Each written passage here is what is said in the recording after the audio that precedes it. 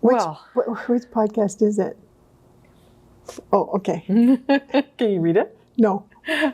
Episode 48. Oh, 48. Yeah. Okay, got it. All right. I'll keep us on agenda today. Would you? That would be great. Thank you. I'm just here to look pretty. Yes. Yes, because today, in addition to lipstick, I see you're wearing like eyeshadow and eyeliner. Yes, yeah. Well, you know, I was up really early this morning and I didn't have anything else to do. So I put on makeup. Normally over the Christmas holidays, I've just been, you know, getting out of bed and then going to do something, whether it's going for a walk or a little drive in the car, no makeup. Your cheeks are rosy. Do you rosy like the look? Too. all I did to get ready was wax last night, and you know, now I have a nice rash on my on my chin to, you know, to tell me, you know, if you're going to be vain, make sure it's 2 days before you go on camera. Yeah, but you got that peachy, you know, baby glow. Yeah, so that's very nice, and your hair looks amazing. Well, thank you. Yeah, it's amazing how long the colors lasted. Hey. Well, I got it done. I've only washed my hair 3 times since COVID? Since I had it recolored. Recolored. Yeah. Because in order to wash your hair when it's colored, like when it's a color, you have to wash it in cold water. Yeah, that's not good. It's not fun. So I go, before Christmas, I got myself an elliptical machine. So my strategy is to go and, you know, work it out on the elliptical machine until I'm sweating, and then I take a shower because then the cold water doesn't feel quite so bad. Right. That's my theory, and I'm trying to stick to it, but it's hard. My elliptical machine is my new closet. I have my coats and you know, jackets from summer that I'm not wearing hanging. They hang quite nicely along the bar there. You know, it's. And how is that your elliptical machine? Well, it just means that it's never used. It's another storage space. We were talking about that in one of our we did some family Zoom chats, and one of our family members was talking about getting a workout machine. Yeah, like the treadmill. Whole thing. Well, the Bowflex, the whole gym, whole kind of thing. And I think Mario was saying that we've had them in the past. They become great clothes horses, you know. So that's why I decided I didn't want mine in the bedroom, because I knew that's what would happen to it. So it's down in the basement where the laundry is. So the idea is like I might put in a wash and see it and think, oh yeah, I should spend some time on it. It's a good theory. Yeah. And you know, it's great because everybody wants to work out, and here being cold, sometimes it's too cold to go outside and go for a walk, right? So, yeah. Fantastic. Oh, I'm glad you got one. But we digress. We do. You know, we've got so much great stuff to talk about. Let's go straight into podcasting. And let's do the intro. Yeah. You want to do the intro today? Sure. Okay. Hello, everybody. Welcome back. This is podcast 48. 48. And I'm Barb. This is my sister, Cynthia. We own a yarn shop called River City Yarns in Edmonton, Alberta, Canada, and we're here today to talk to you about the new year. We're so excited about it being a brand new year, that we can leave 2020 behind us and move on to new things. So welcome very much. Yeah. Today, what's on our agenda? As you can see, we're not leaving all of 2020 behind us. So we're being very smart about it. And we are making sure that we're COVID safe. All the time. So our store is still open for online, primarily online sales. And that's been really good. Actually, Cynthia, I have to tell you, I've been actually enjoying it. Yeah. You know, we're doing everything online. Our customers are really getting into the hang of shopping from home in the comfort of their living room, office, wherever, in their PJs or in regular clothes. And it's been a lot of fun. We've been doing a lot of phone consultations, which has really been wonderful. I've enjoyed the connection with so many of our customers. Thank you for calling in and for, you know, ordering yarn and also chatting and sharing your life a little bit with us about what it's like. And the other thing that I have to say is I'm so grateful for is to have a job, to have some purpose, to get up in the morning and come into work. It's been wonderful. I've really enjoyed that. And I've enjoyed having my afternoons off too. We're doing a job share, would you say? Yes. Yeah. And to those of you out there who have lost your jobs because of COVID, or who are on a work shutdown, a complete shutdown, we're thinking about you, and we're thinking about all the ways that we can keep you entertained and motivated and feeling positive during this time, because it's really difficult. It is. You need to have a purpose. You do have to have a purpose, whether that means that, you're getting up first thing in the morning and getting dressed and then sitting down and knitting or crafting. I mean, that's fantastic too, but right? But to have a routine, I think, is so important to keep. I'm just speaking for myself, but to keep me motivated, I have to have things to do. Otherwise, it's not good. Yeah, so we had some customers who were calling in over the holidays. I think they're doing a bit of what you were doing pre-holiday. That's a little Marie Kondoing and coming up with yarns and things that are left over, and they want to know what to do with them. And so wherever you are, there is a Ronald McDonald House. There is a hospital that has newborn babies. There is a women's shelter. There are kids' shelters. There are emergency shelters. And so I just want to encourage everyone out there to make one thing for something in your local community. The Ronald McDonald houses always are looking for footwear. So if you're making slippers, if you like to make slippers or socks, things like that parents and kids can wear, that's always a welcome addition to their facilities. Absolutely. Yeah. We did the run for the mustard seed for mittens. Yes. And that was really a lot of fun, wasn't it? Yeah.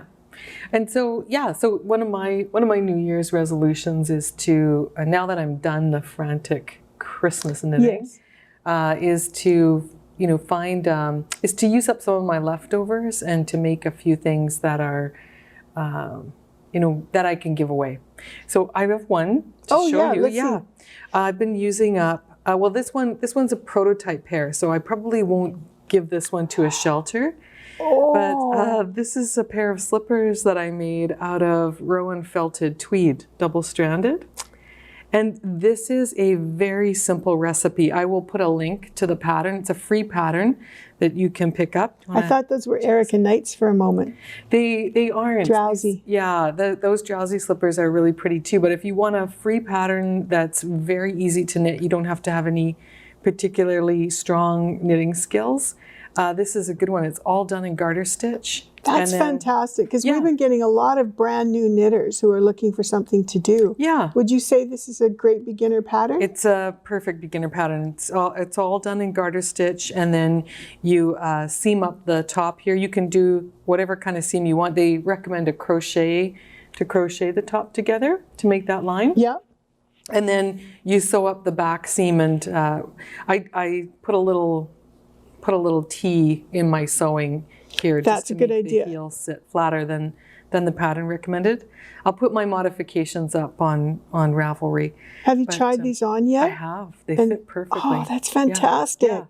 So you can modify the length just by changing the length. The toe is the same for all the sizes.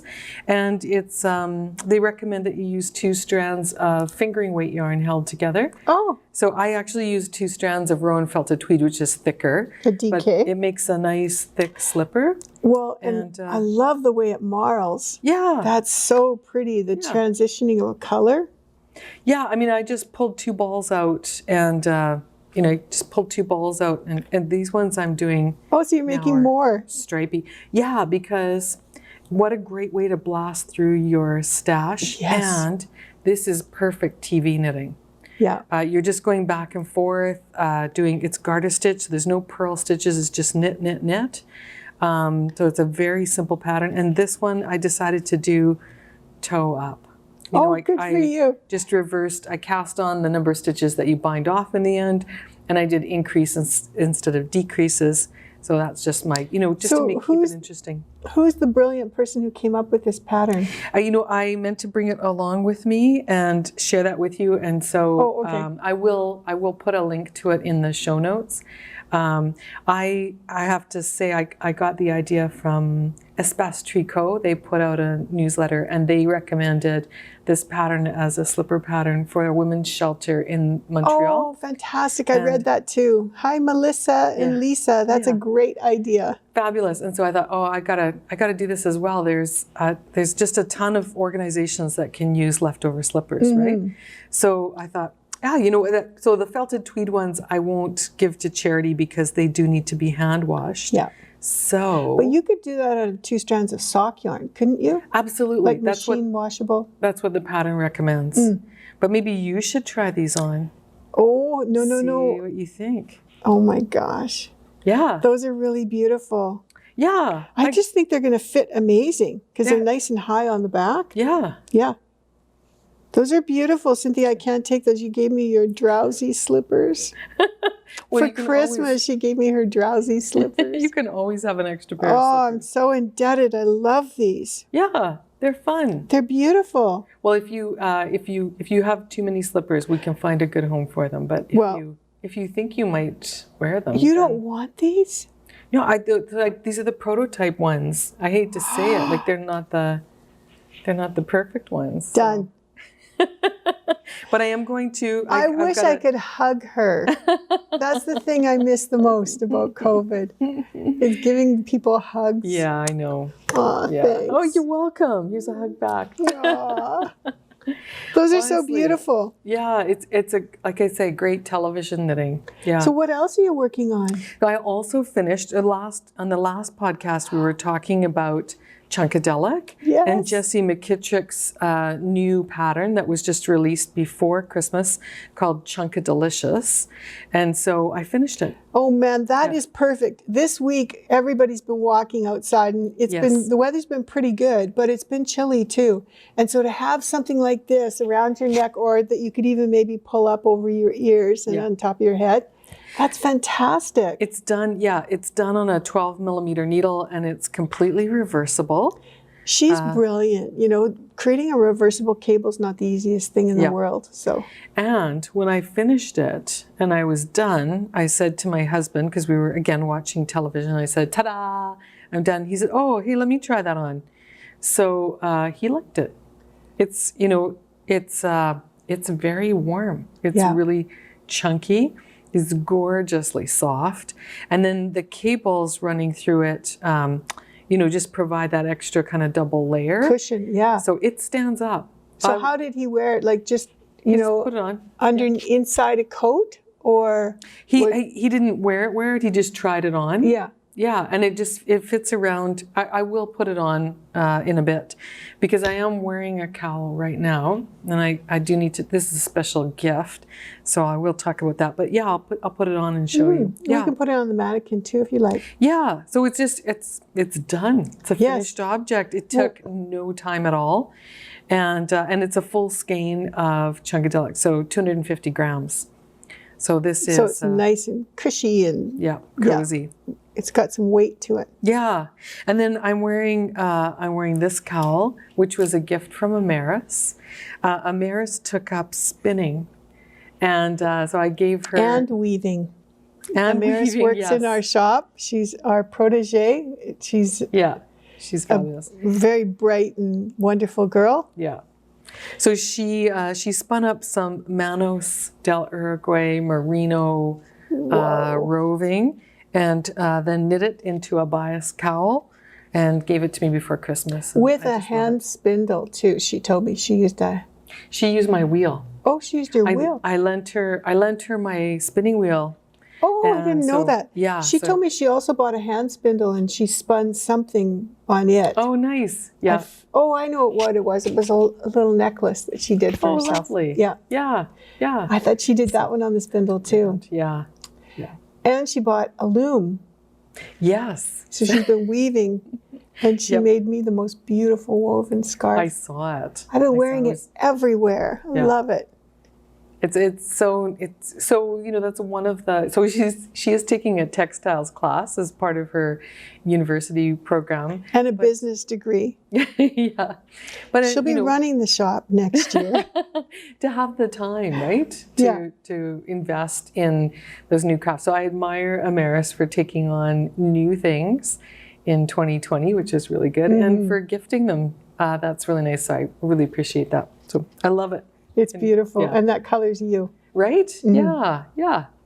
And then if you twist it and double it over, you can wear it like an ear warmer. Oh, that's a good idea too. Yeah. Yeah. Yeah.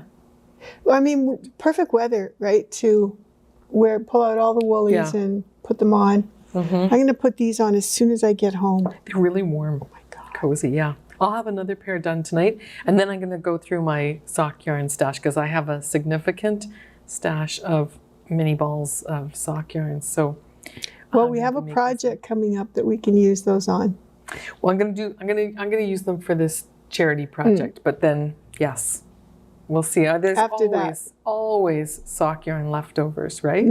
Yeah. Do you have any finished objects to tell us? Just one. I finished my gnome. I did the gnome along at Christmas time. And so this is him. This is Gnutmeg. Oh my goodness. And mini Gnutmeg, which has a story too.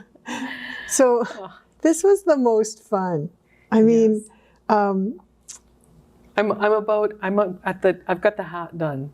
Yeah. And the nose and the beard. I will catch up. Yeah.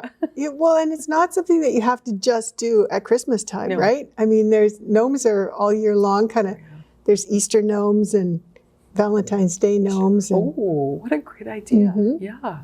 But Sarah from Imagined Landscapes, she's the one who designs these incredible gnomes. You have to go to Ravelry and check her out if you haven't already been there, or to her website. And she has the neatest gnome patterns. And she did this adventure, like an advent box. It was so much fun. Every day you do a little bit of little bit of instruction. And so this is my gnome. This was done out of Epic. Normally she has these done out of fingering weight yarn, but this one's done out of Epic, and he was so much fun to make. So Sabrina has been doing them in threes. Oh. Because the instructions came out every few days, and she's such a fast knitter. Yeah. She did 3 hats at a time. Yes. And then 3 mustaches and 3 bodies. And oh, nice. yeah, so she's got a whole trio of them. And then she made me this one. I had to bring it to show you today. Oh, isn't that cute? Isn't it cute? I like his beard. Yeah. It's very Scandinavian, you know, all twisted like that. So same idea, fingering weight, little scraps of yarn. It's a great way to just do a stash buster. Oh, lovely. So now I have a trio. Oh, that's really nice. So, you know, you gifted me these slippers. I'd love to gift you Gnutmeg. No way. Yeah. Are you serious? Yeah. Because I think he'd be very helpful to you too, following the instructions. There was a time where we wondered where the belt would go and where the legs would go. Right. And so yes, as I finish mine. Yeah. Oh, that's so nice. And then add him to your collection. Okay. Here. Okay. Well, thank you, Barb. You're so welcome. I love it. Oh, look at his little belt buckle. Oh. They are just cute as can be. Did you put anything in his bum to weight him down? I did. I put a washer. Ah. I had a really a fairly heavy one or 2. Yeah. And that's what's sitting inside him in the stuffing. Oh, I see. Here's a little hug for you. Here's a little hug back. Oh, thank you so much, Barb. I love him. All right. Or her. You know, it was a tough year with COVID, but I have to say, I think this Christmas was one of the best ones. You know, here's cheers to that. Yeah. Yeah. You know, we made it work. We got through it. We did video Zoom sessions instead of real meetups. Yeah. And we did the homemade theme. Everybody made each other the most beautiful chocolates and gifts and cookies. We did a lot of handmade stuff this Christmas, didn't we? We really got back to that. And it was so quiet and so nice and so calm. There was, you know, none of the kids had to travel to 35 different houses this year. Yeah. And that was a real nice thing. Yeah. We did. So, I mean, I'm very grateful that my family is technologically adventurous. You know, we're not perfect. We certainly we certainly make mistakes, and we don't always get connected perfectly. But we had a lot of fun this year. In my family, I set everybody the challenge of making an ugly Christmas sweater. And so the idea was that you took a piece of cardboard and cut out like a t-shirt shape and then covered it with wrapping paper so that we could do a family photo where we're all wearing our ugly Christmas sweaters. That was so cool. It was fun, yeah. I saw little Rachel. She was holding hers up in front of her. Oh yeah, Rachel had to make two. Hers was double-sided. One side was English and one side was German. So she wrote Frohe Weihnachten on one side and Merry Christmas on the other. Yeah, I mean, it just brings out, it's a little crafting project, right? It's just fun, but it was our theme. And then we just took a screenshot of the computer screen to get everybody's individual picture. That's great. Yeah, so it was fun, and we played games. We didn't do board games. We had those little. You got those little games for little mini tabletop games like charades and things like that. Yeah, so we didn't do the charades, but we did Who Am I? So everyone had to guess, You made me play that one on the last podcast. Yeah. And so we played it at home. And what else did we play? We played a little bit of Pictionary because in Zoom you can access a whiteboard. And so you can draw pictures. Anyway, it was great. And we did the parking lot exchange where we exchanged food and gifts, and then went on to home to heat everything up and eat together. We spent a lot of time, Mario and I, in the kitchen. He made pizza. Day after day of pizza. It was amazing. He made pizzas for the neighbors. He made pizzas for Sabrina and the grandkids. And he couldn't just make one because one likes sauce and the other doesn't like sauce. Right. And so he made pasta with sauce and without sauce. And it was amazing. And then he made biscotti. Day after day, he made biscotti. And we gifted it all. It was so much fun. Yes. Yep. Yeah. Okay, so what was your job? So Mary was doing all the baking. Did you wash up? I did, yes. Yeah. I cleaned everything up. And he doesn't require a lot of help in the kitchen. In fact, our kitchen's really tiny. So the less people in there, the better. But I do enjoy washing dishes. And we didn't even use our dishwasher this year. We really? Yeah, just hand washed everything. And it was really nice. Good for you. Yep. Yeah. Yeah, so making I helped eat them. That's your job? That's my Taste job. Tester, yes. Yeah. So, I'll have to get back on track in the new year, but it was really a lot of fun sampling everything. Yeah. It's true. There was a bit of overindulging perhaps in our household. So well, why not, right? Yes. So the resolution is to, give my heart a bit of a workout this year.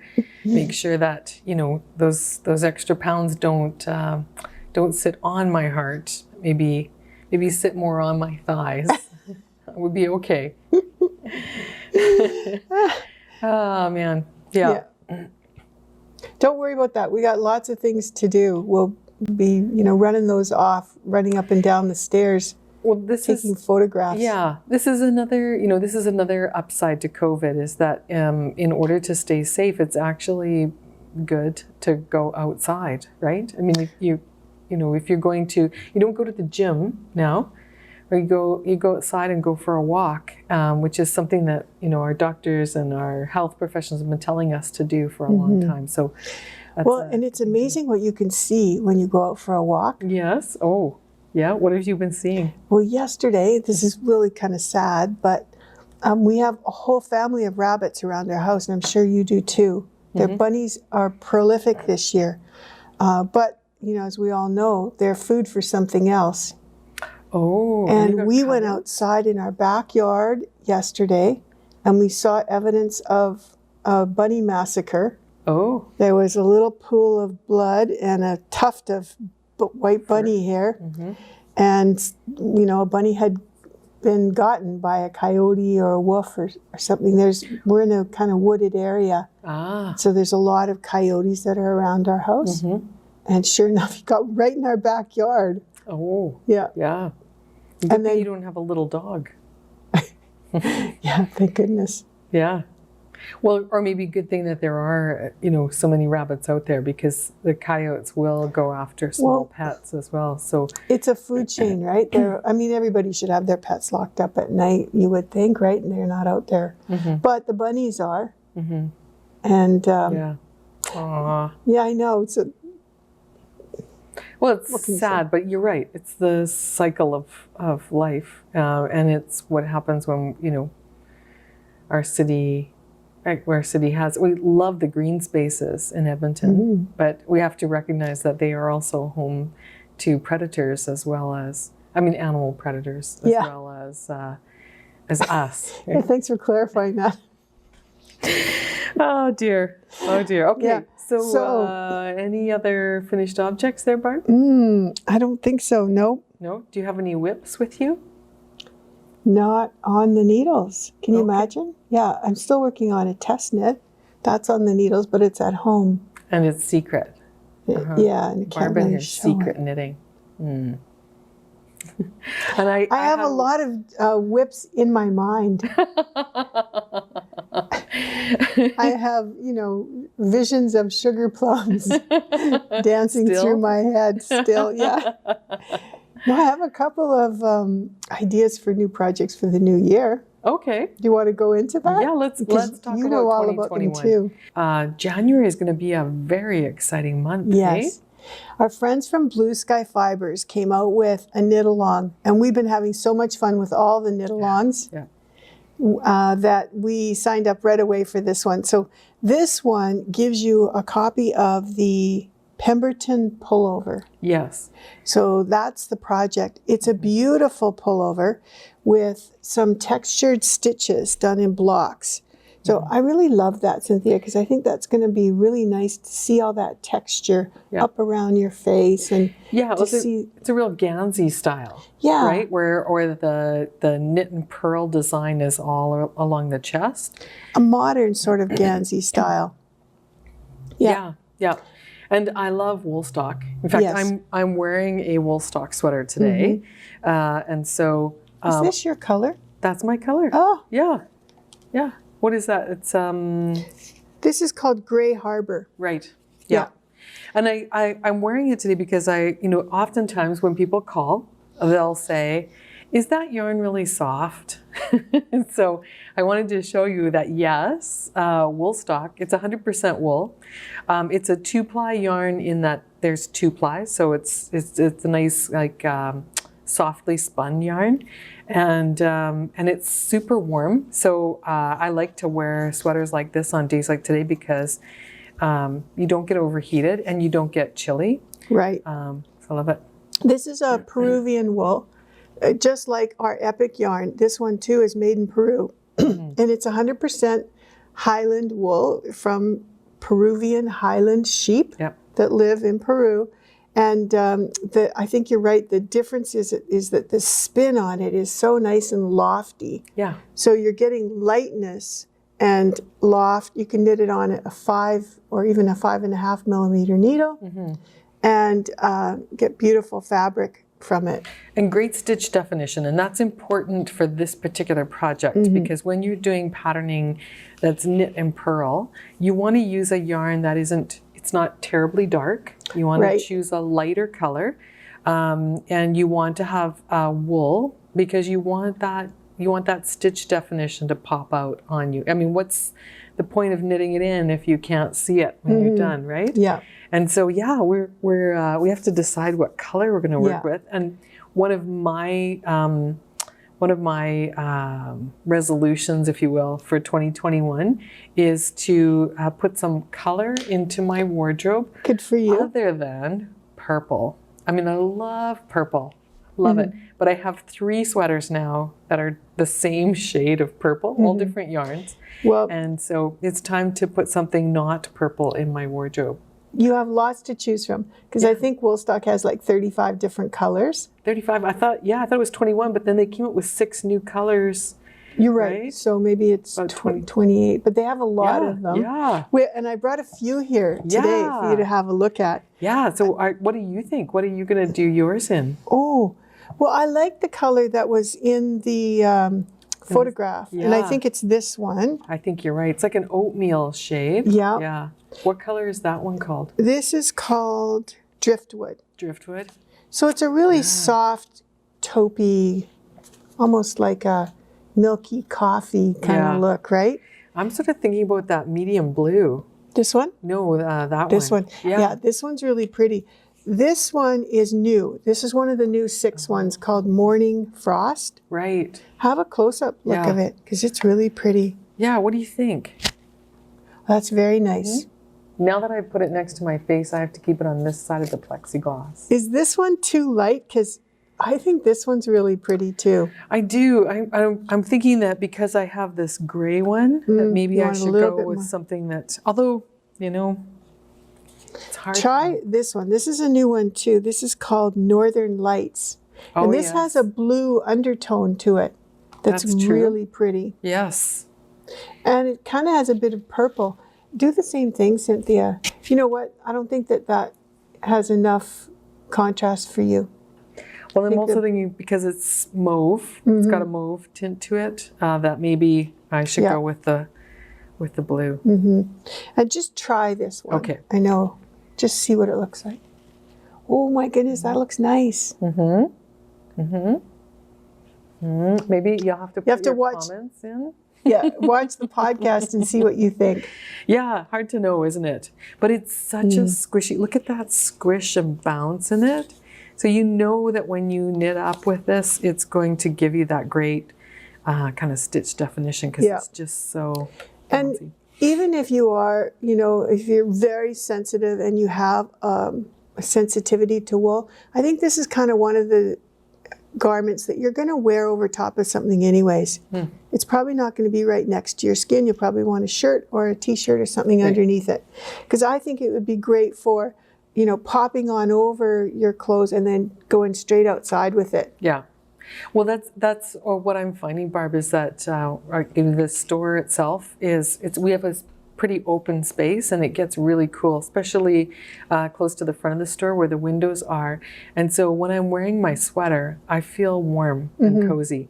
I do know where the dry patches are on my skin because that's where I feel some itch. So when I get home, you lather up. Yeah, it tells me where I'm missing out when I put on moisturizer. Isn't that something? Yeah. Because your dry skin it gets irritated faster than moisturized skin. Ever since you said that in the last podcast, I've been doing that.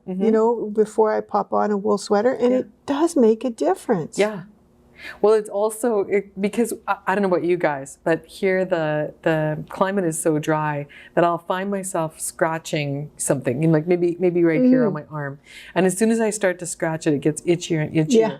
The only thing that stops me from scratching is to put moisturizer on, right? Because then you can't scratch it. You just end up with sticky fingers, right, or whatever. Wow. So it's a good lesson, and I see it on the kids too. Their lips are so dry. The skin's peeling off and they have to put lip balm on all the time.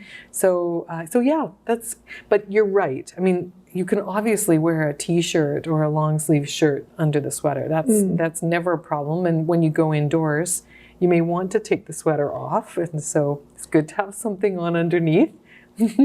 So talk to us a little bit, because I know you've done some thinking about supporting the knit along. Oh, right. Yeah. So Barb and I were thinking, let's do this knit along. Let's get our community engaged in it. So we want you to come and join us in this knit along. If you purchase the sweater's quantity worth of yarn, you get the pattern for free. That's the KAL promise. If you want to join our knit along and you're not in the local area, or you can't get the yarn in time, purchase the Woolstok yarn and from your local yarn shop, and they'll give you a copy of the pattern, and join in our knit along. We're going to do, Blue Sky Fibers is doing the knit along. There's links to Ravelry, and they'll be putting out more information. But we're going to do like a bi-weekly check-in. I had to look up bi-weekly, Barb, because in my mind that means every 2 weeks. But it turns out that bi-weekly can actually mean both twice a week and Or every twice a 2 month? weeks. There's both definitions are possible. So I'm going to go with the British terminology and say that Barb and I are coming out to do a check-up with you fortnightly. Because that means every 2 weeks. So Okay, we'll put the dates below. we'll have a sign up on our website where you can sign up for the Pemberton knit along, and every 2 weeks we'll do a Zoom meeting with you to see how you're doing and to answer questions that you might have. Well, that's our gift, because Blue Sky's gifting the pattern. You're gifting the inclusion, coming in to knit along with us and purchasing the yarn, which we really appreciate. And we're going to gift the opportunity to keep everybody on track and to also help if there's any need to with the pattern. Yeah. Now, I know that Blue Sky is available as well. They told us that anybody can call their offices at any time or send them an email, and they'll provide pattern support. And they also have a Ravelry group where we can all share our photographs. Oh, lovely, yes. Of our progress. So that's really a lot of fun too. Yeah. Yeah, we want to be able to, knit with you and with others. And so that'll be a lot of fun to come together once every 2 weeks. Yeah. And the good news is, people, this knit along goes for 3 months. So it's January, February, and March. So you don't have to be knitting like a frantic person. So we can knit other projects at the same time. Well, yeah, because Barb has us on a knitting schedule. Not only that, I wanted to cast on one new item every day during Christmas. Oh, yes? Yeah, I didn't quite make it, I think, but I have like about 4 or 5 things at home that I'm contemplating. Okay, yeah. I mean, it's so much fun to cast on something new, right? Yeah. So every 2 weeks we'll be getting together on Zoom. You can sign up for that free of charge on our website. Again, the only kind of cost of admission is that you come to the Zoom meeting with the pattern and the yarn that's used in the pattern. We want to respect Blue Sky Fibers as well in this. So please, no substitutions. And if you're not a wool person, or you're just not into doing a sweater, we have other things that we're doing, right? Yes, exactly. Yeah. 27 colors in Woolstok. Perfect. And the pattern knits up to a size 2XL. Right. So there's lots of sizes. And it's oversized. So, for example, the extra small finished measurement is 38.5 inches. So there's quite a bit of ease built into that one. Does your pattern have the yarn requirements too, like in grams? Yep. So you'll need somewhere between 10 and 17 hanks. 10 for the extra small and 17 for it's 5XL, Barb. Oh, wow. Here it says, size. Oh, there's enough yarn in the store sample to knit a 2XL. Okay. That's where I got that from. So it starts with extra small, small, medium, large, extra large, 2XL, 3XL, 4XL, and 5XL. So you can make this for pretty much any member of your family. Well, maybe not the youth, like the little people in your family, but definitely the adult folks in your family. And it's quite affordable, really, the number of hanks that are involved. And that amount that you gave, 17, was in 50-gram hanks. That's correct. We also have a put up in this in 150 grams. So it's like getting 3 of these in one big ball. Right. And you can do it in those too. Absolutely. Now, side note, if you do purchase a combination of 150 gram skeins and 50 gram skeins, there will be different dye lots. Yes. That's just inevitable. That's the way it's done. They don't dye them together. So use your 50 gram skeins for all the trims, the cuffs, around the neck, any place where you can use a small amount of yarn, but a different dye lot, and it won't be so noticeable. And I think even if you were to mix and match the skeins, like if you did it 2 rows with one, 2 rows with another. Yeah. There's so much pattern and texture Right. in the Gansey. I don't feel it would be a big issue. Right. Or yeah, if you are changing dye-lots, I mean, we come across this quite a bit. It's a very common question. People will call us up and say, you know, I need more yarn, but it's a different dye-lot. What am I going to do? And so we have some tricks for that. So if you're changing the stitch pattern, that's a great place to change a dye-lot. If you're doing it for, you know, trim parts, so any place, again, from between the cuff and the part, between the rib stitch on the cuff and the stockinette stitch on your arm, it's a great place to change yarns if they're different dye-lots. And then to do what Barb was talking about, which is 2-row stripes, just you're alternating between the 2 skeins that are a different dye-lot. That makes a big difference too. And I think this is knit flat, right, Cynthia, and seamed in pieces? I'm assuming so, yeah. So I think there, you know, it wouldn't hurt to use a dye lot that might be different on the back versus the front. Yes, yeah, you're gonna seam it. You're gonna seam it here. The only places where you'd actually notice are where you're joining things up, or maybe where the sleeve matches. But anyway, that's just a heads up. If you are working between 150 gram skeins and 50 gram skeins, know that you are going to get different dye lots. So ours goes on sale around the same time as our podcast airs. Well, we're starting our. What goes on sale? Sorry, when's the KAL start? The KAL begins, Blue Sky Fibers is starting their knit along on January 11th. And our first Zoom meeting, I believe, is January 18th. Check the show notes below for a link to the knit along at River City Yarns. And on the knit along page, I'll have all the dates there. I guess kind of what I meant was we're going to include the pattern download code with people's purchases. Yeah. So when you order your yarn, we'll send you the download code for the pattern. Yeah. You don't have to go with Blue Sky, or it comes with the yarn. You don't have to go to Blue Sky's website. Right. No, that's right. Yeah. Yeah. Okay, great. We'll know, because we'll be able to tell if you're ordering 10 or more skeins of Blue Sky Fibers Woolstok, then we'll include the pattern download code. Yeah.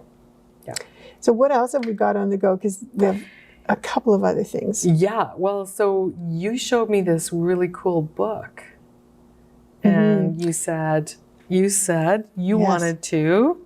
All right. Right. Yeah. So let's talk about this. So Cynthia inspired me over Christmas. She gave me these. Do you remember these? I do. Oh, they're so nice. Oh man, and they're done in our hat trick hockey yarn, which I have to say is one of the nicest merino sock yarns. You know, I was just thinking we should do all of our socks in this yarn, because I tried this, and these feel amazing, you guys. So what happened was about a month ago, a local dyer from Alberta here, Caitlin and Serena, her mom lives in Edmonton and Caitlin lives in Bonnyville. Bonnyville, yeah. They came to us and said, hey, one of my patterns, Caitlin said, just got published in a book. And so we took a look at this book, and it's filled with fabulous patterns. It's done by the Knitmore Girls. Yeah. 2 people, Gigi and... I forget her first name, but they're a mum-daughter duo, and they were inspired by Susan B. Anderson, who's done a lot of work on socks and, you know, knitting. She actually, I think a year ago, knit this box of socks, which spawned this idea for these girls too. Jasmine and Gigi. Yeah. And so they came up with, wouldn't it be fun to knit a sock full of like a drawer full of socks? And we thought, yes, that's definitely a great idea. And we wanted to do that too, and feature it out in our podcast. So every month, Cynthia and I thought, well, we could knit a pair of socks. Well, actually, Barb thought every month Cynthia and Barb should knit a pair of socks. so that by the end of the year we have 12 pairs of socks. And Each. Cynthia fainted.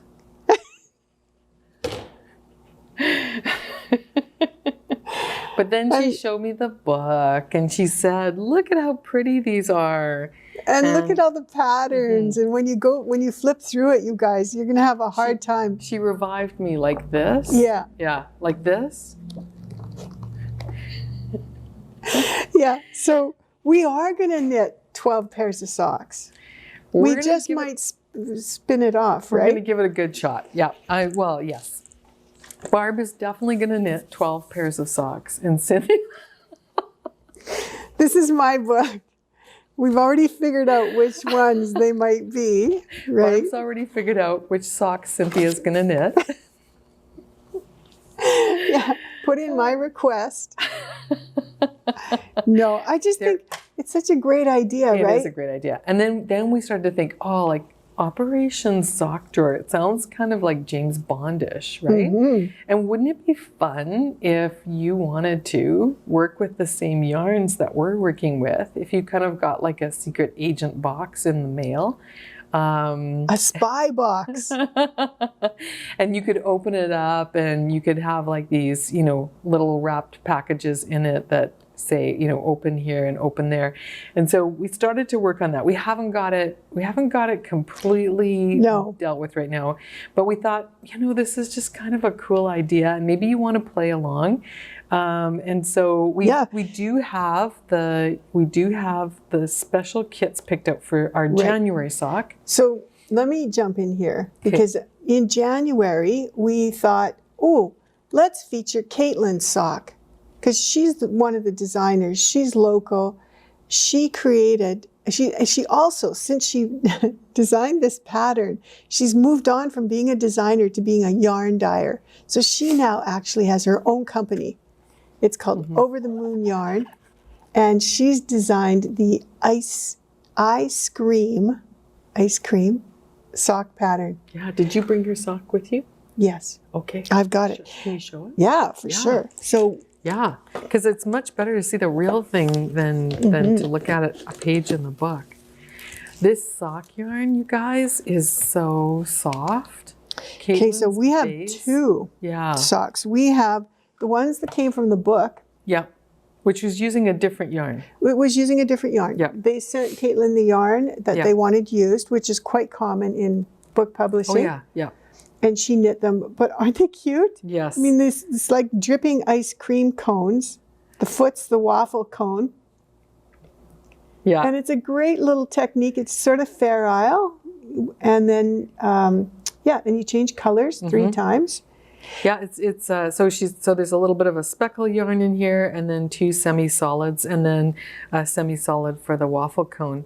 But since then, Caitlin's dyed some yarn and she asked Barb for Barb's favorite flavors. Yes. Right? And she dyed some custom colorways for us. Yes. That you can just get from Over the Moon through us. And here is the first one. This is the sock that Caitlin knit out of her base. And you guys, this is so soft. So she's got this for the foot of the sock, and these are for the ice cream flavors. So here, do you want to read those up? That one's we actually do this. So we actually did an interview with Caitlin, and we're going to show that at the end of the podcast where we go through all the colors and why they're named that way. Okay. So maybe just stay tuned. You can watch that. Yeah. In the meantime, Cynthia and I are just going to be fondling these skeins here. Well, do you have a favorite? Yes, I think it's that one. Although I love this one too. Yeah. Look at how bright that is. I know. This is that one is like a bubblegum one. Lemon, lime, and bubblegum. Yeah. I mean, how fun is that? Yeah. I think that's Caitlin's favorite too. I do love this one too, and I love the dark chocolate. Yeah. And then there's There, one another one? more. There's this Oh, one. yeah. This was that one's really nice. This one was my favorite too. that This was the mint chocolate chip. yes, mint Yeah. chocolate, Oreo, and blueberry blast. So which one are you going to do? I think I might do this one. Are you? I think so. Because if you do that one, I'll do this one. But if you Okay. want to do this one, I'll do that one. What's yours called? This one is the one with strawberry, chocolate chunk, pistachio, cherry on the top. Oh yes. Yeah. All right. You pick. Crick, crick. Okay, I'm gonna do this one. Are ya? Okay, then I'll do this one. And you need to do one too. Yes. Knit along with us. So this is going to be January's sock. We're going to do I Scream. And then each month we're going to pick another sock to do, right? So Yep. we'll announce what that is in our podcast. Yep. So each month, so in February, we'll show you the progress that we've made on I Scream. And then we'll tell you about the next sock coming up. Right. And we'll also have a little box bag, idea for you that we'll put out Yes. as soon as we've got the details hammered down a little bit more. So if you wanted to purchase ahead and have, kind of like 3 months worth of sock yarn at your disposal according to our schedule, then you can join us that way. I think that might be nice for people who live further away. Yeah. And it's one kind of shipping thing. Right. And the other thing is we're going to put little prizes in. So for the first few people who buy these kits, Caitlin's put together some little gift bags. Right. And so we've got prizes to send along with them. Right. We're not sure how many. We still are working that out. Right. But little gifts to go along with it. Yeah, and we'll always pair these up with some sock knitter ideas. We've got some ideas for things that we might pop into our secret operation box as well.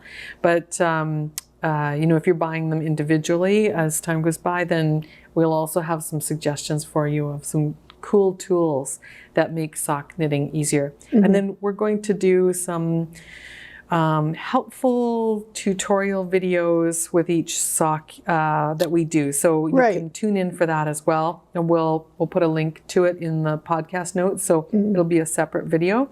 Because I like, vanilla plain socks, mindless knitting. And as much as I love those patterns, I've found out that my sister doesn't.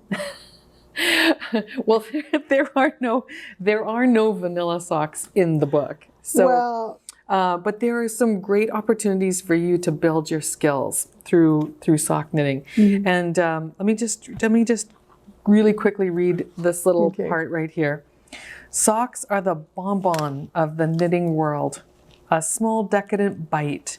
You can carry one in progress around in your purse, stash it on the dashboard of your car, or, for the bold of heart and firm of bottom, behind the cushions in your couch. So I agree with that. This is totally, it's totally takeable project. You can take it with you. But each of these socks, as we've gone through the book, each of these socks comes with a little technique perk. You may have already done something. Maybe it's a little bit of lace work. Maybe it's a little bit of stranded color work. Maybe it's a toe-up sock instead of a top-down sock. Although the majority of them seem to be top-down. Yeah. Right. And a gusseted heel. Yep. And there are a few that... I love those. I do too.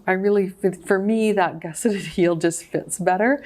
And but if you have a favorite heel, I don't think there's any problem with substituting. No. Right? No. You can do what you want. The idea is that at the end of the year, we have 12 sets of socks. And hold up that chart that you're looking at, and I'll hold up this one, and don't let this scare you at all. I love these because if you're doing one sock at a time, you don't have to count. You just follow the chart, and you get 2 identical socks. You will need chart tape, which is something that we thought we would throw into the first few kits. But also these socks with the busy charts in them, the stranded colorwork socks, these ones aren't going to wear through as quickly either, because you've got like that double layer of sock yarn. So I'm looking forward to doing these ones. These are the ones. Which one's your favorite? Oh, is it this one? Well, I keep going through and saying, oh, I like this one. I like this one. It's really hard to tell. Yeah. And I'm also excited. This one we decided that we wouldn't put in our 12-month plan, but I think I'll do this one later on my own. This is après. It took the entire yarn budget, is what happened. That's the real reason why we weren't going to kit it up. That's right. But it's done with brioche.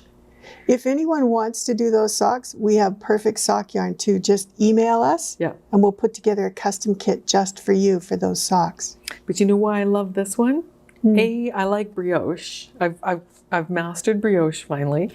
But B, these are going to be super stretchy. And for those of us with shapely legs and shapely calves, finding a pair of tall socks to put on is really tricky. So I'm looking forward to knitting these ones because I think they're going to have so much more, that brioche just has so much more stretch to it. It's true. So I think that's going to be gorgeous. You're going to have to knit those though on the off days. Yes.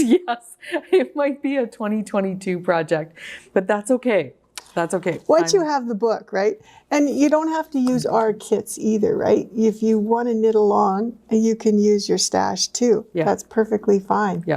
We want to create something fun to do during 2021 because we might have COVID around for a little bit longer. Well, and here's another reason why you should do it with us. Because again, like these socks here, Funhouse, I really love.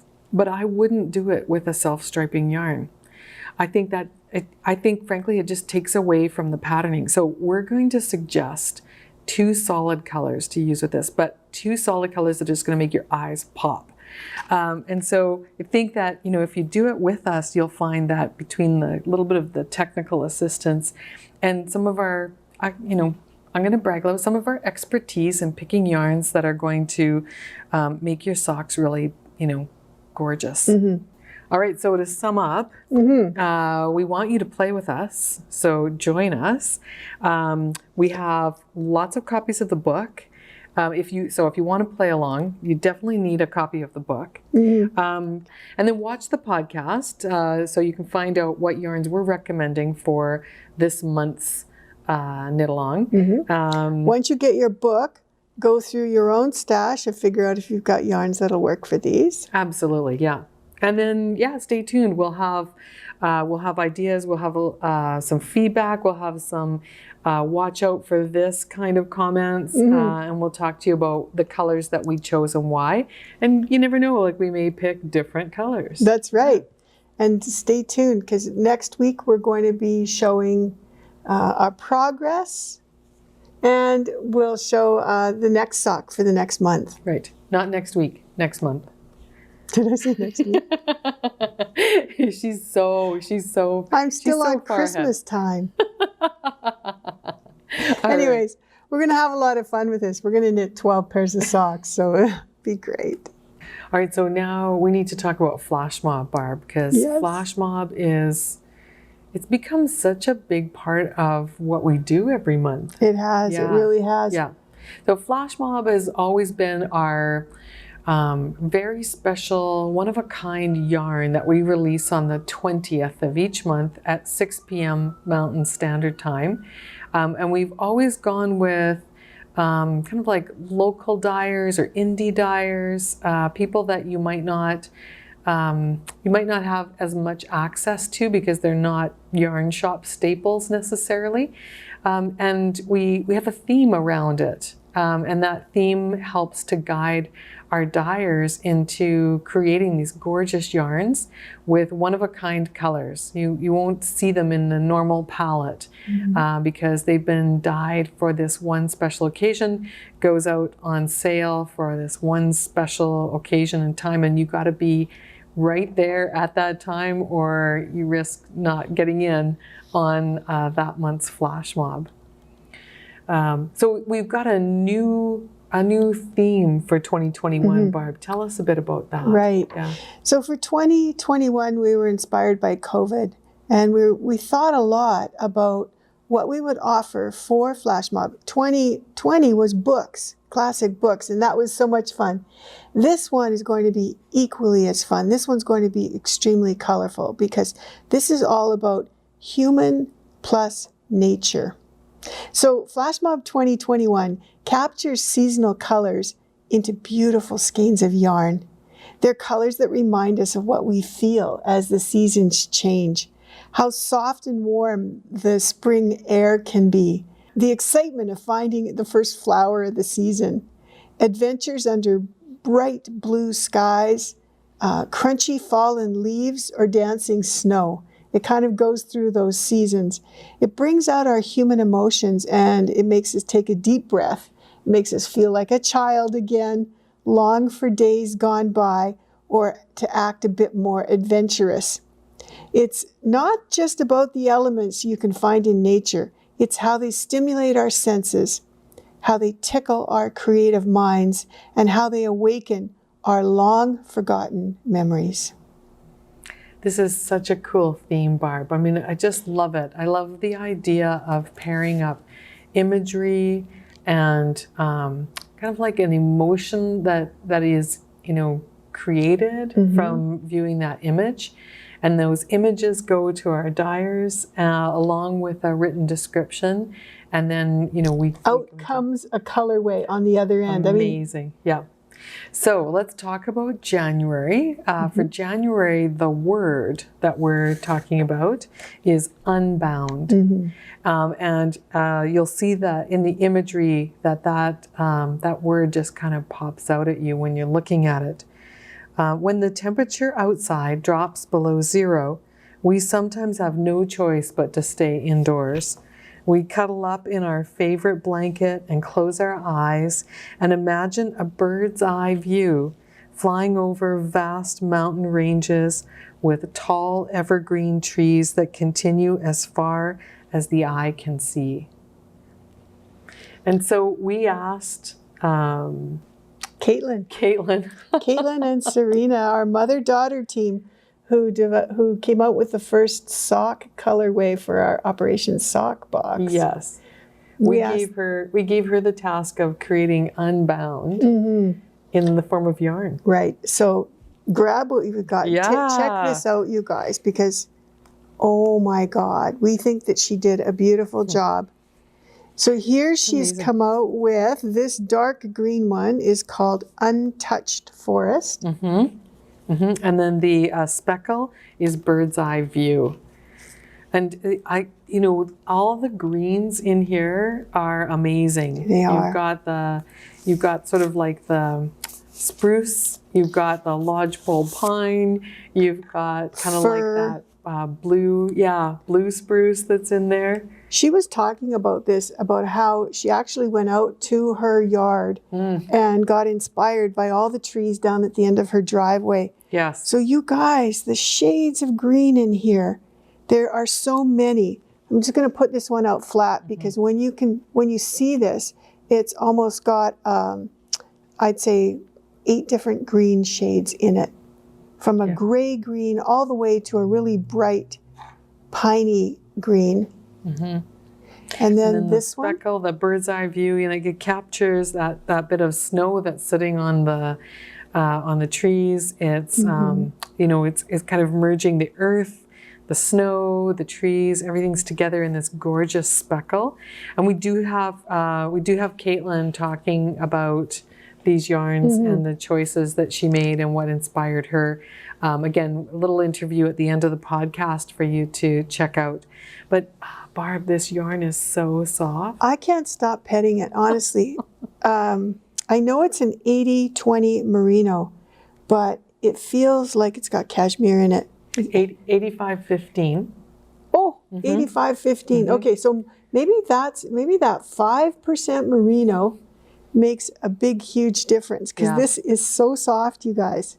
Yeah, she calls this her electron fingering weight. I just love the whole concept behind her company too, which she's going to tell you about. Yes. Yeah. So, 100 gram skein, 437 yards. And she does say hand wash in cold water, lay flat to dry. That's because it's a hand dyed yarn. Yeah.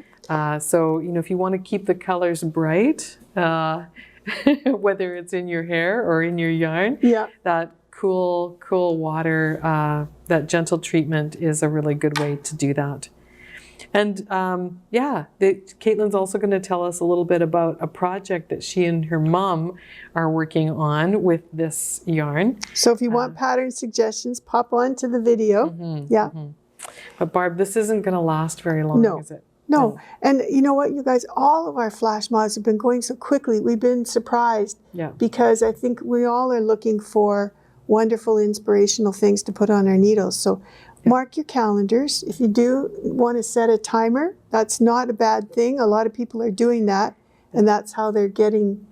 Or sign up for a newsletter. So you can sign up on any page on our website, and we send out a reminder newsletter right before Flash Mob goes up on sale. So that'll give you a link directly to the yarn.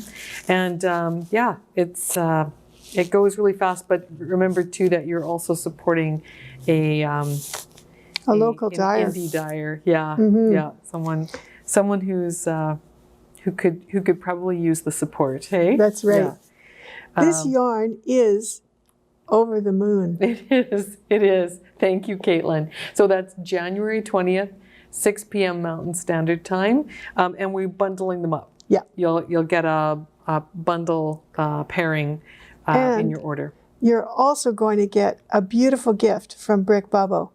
We've come out this year with something brand new. Yeah, I'm that so we're going to excited show about you. this. Are you going to tell people what it is? Sure, why not? Yeah, yeah.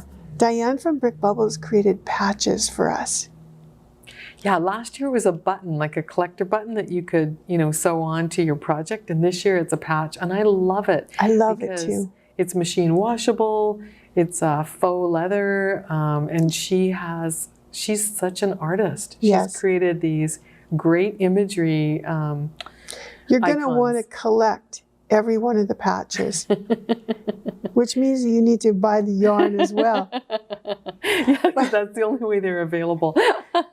But she has gone over the moon with her design capabilities. Yeah. Every one is specifically designed for the theme for that month. So collect them all. I could just see them too as a wall hanging, if you took all 12 and... Oh, yeah, for sure. Yeah. Yeah. They all have little tiny holes around the edge so that you can sew them on. They'd be great for embroidery too. I love it. I think it's such a cool idea. I love patches. They just... Could be your 2021 COVID bracelet, right? A cuff. That you wear to your vaccination appointment. Yes. All right. Well, that's perfect. That's Flash Mob. We've got some interviews coming up. And stay tuned. Before we end, though, we got to tell you about some of the classes and events that are coming up in January. We took a little break over the Christmas holidays. We didn't do any Saturday seminars or any workshops. So January, we have a whole lot of great options for you. We've got Saturday seminars. A lineup of learning. Oh, what a great idea. Yeah, the lineup of learning, for sure. So all of our workshops and classes, in case you didn't know this, are offered online via Zoom. We connect you with these fabulous instructors. They're 1 hour or 2 hour classes for the most part. And for the most part, they don't require any homework. Sometimes there's a suggestion if you'd like to knit along or work along with things on our shorter classes that you can bring some stuff with you. But for the most part, it's just very relaxing. Our Saturday seminars they're just that, it's a seminar. So it's an option for you to learn from an instructor. Yeah. Listen along. Yeah. And if you can't make it, we do record the sessions, and I will make that recording available to you if you contact me after the event. It's low cost. It's a great option for people. So Saturday seminars are going for $25 Canadian a person. It's a 1 hour option for you. We also have Fiberside Chats, and these are hosted by our friends at Longmont Yarn Shop in Colorado. Those ones are $30 Canadian. They're different because Longmont is, I think, connected a little differently with some different instructors. So you can see a different sort of Yeah, it's a chat, right? It's a Fiberside chat. That's exactly what it is. Not necessarily a class. It's more of a friendly kind of informal. Yeah. Kind of listen to someone chat about what they've been working on and things that they've been doing. Whereas ours are a little more focused. The seminar topics are they're quite specific, and it is designed to give you like that nugget of learning that you need. The descriptions are on the website, and then we listening a lot to what our customers ask us about too. Cynthia and I are pretty ground level in tune with what people want to get help on. Yeah. And so we've been really challenging our instructors to come back to us with specific help on how to knit gauge, how to do a swatch, right, how to turn a heel, all sorts of different things. So we think that it's something that everybody can really find a lot of value from. Absolutely. So check it out if you haven't yet. Yeah. So I wanted to talk about the first Saturday seminar that's coming up is with Fiona Ellis. And the title on that one is Couture Necklines. Now, the word couture might, scare a few people off, but I want to tell you that this is a class you need to take. A seminar, I should say. It's not a class. Because Fiona's going to talk about how you can adjust necklines to make them look stunning. This is a key component to your garment. And if you're making a sweater or a vest, you want that neckline to stand out. It's all about what's up here, right? And that neckline can make or break a project. It can totally transform a plain sweater into a vavoom sweater, right? Exactly, yeah. And so Fiona has all kinds of great ideas about how you can do that. You can make some modifications on your own, but she's also going to point out what makes a great neckline, so that when you're choosing a pattern, you can have a look at that and decide whether or not that's, somebody you want to knit from.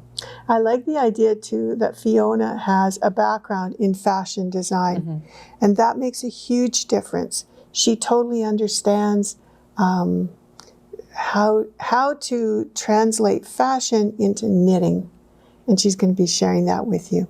She's also a bit of a history buff, so you'll learn about the background behind different styles of necklines and why they are the way they are, where that came from, and then she'll also talk about our body shapes and sizes and what necklines are more comfortable or more flattering depending on your figure.